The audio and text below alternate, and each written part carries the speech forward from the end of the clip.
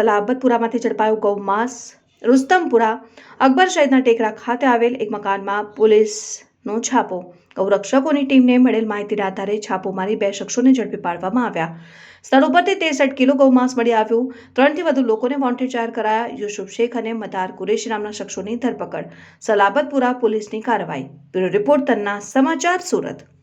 અકબર શહીદ ટેકરા Salabatpura police station હદ વિસ્તારમાં ગૌમાંસનો જથ્થો પોલીસ અને ગૌરક્ષકોના રેડના કારણે મળ્યો। FSLના રિપોર્ટ આવ્યા બાદ ગૌમાંસ સાબિત થયું। સલાબતપુરા પોલીસ સ્ટેશને ફરિયાદ નોંધી છે। 2 કસાઈઓની ધરપકડ કરી છે। વારંવાર સુરત અને ગુજરાતની અંદર ગૌ હત્યાના કેસો છે એ બહાર આવી રહ્યા છે। મુસ્લિમ સમુદાયના આગેવાનોને એક વસ્તુ કહેવા માંગુ છું કે આપણે આપણા વિસ્તારની અંદર આવી કોઈ પણ પ્રતિબંધિત વસ્તુનું કાર્ય કરતા હોય તો ચોક્કસ આપણે પોલીસ અથવા તો પ્રશાસનનો સંપર્ક કરવો જોઈએ, એમને જાણકારી આપવી જોઈએ, જેથી આવું કોઈ કૃત્ય કરતા હોય જે કોમી એકતા તોડવાના પ્રયત્ન કરતા હોય, જે ગૌમાતાની હત્યા કરતા હોય એવા લોકોને ડામવામાં સરળતા રહે।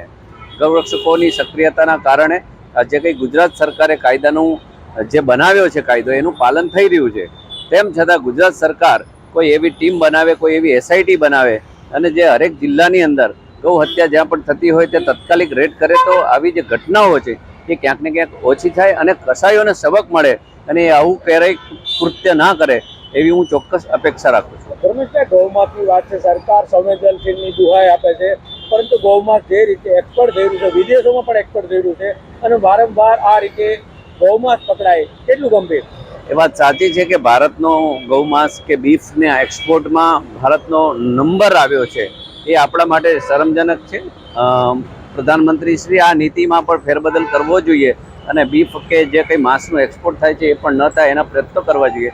પણ વાત એવી છે કે ગુજરાતની અંદર સંપૂર્ણ ગૌ હત્યાનો કાયદો કડક રીતે અમલવારી થાય એના માટે રાજ્ય સરકારે જે રીતે એક SITની રચના કરવી જોઈએ, સારા ગૌરક્ષકો જે સક્રિય હોય એવા લોકોને સાથે રાખવા જોઈએ અને SITની રચના કરે તો જે કંઈ કાયદો બનાવ્યો છે એની સક્રિયતા એ નીચે સુધી જાય અને આવા જે પણ ગાયના હત્યારાઓ છે કે ગાય પર જે અત્યાચારો કરે છે એવા લોકોને કડક હાથે આપણે ડામી શકાય, જેથી ગુજરાતની જે શાંતિ છે તે કોમી એકતા છે એ ટકી રહે।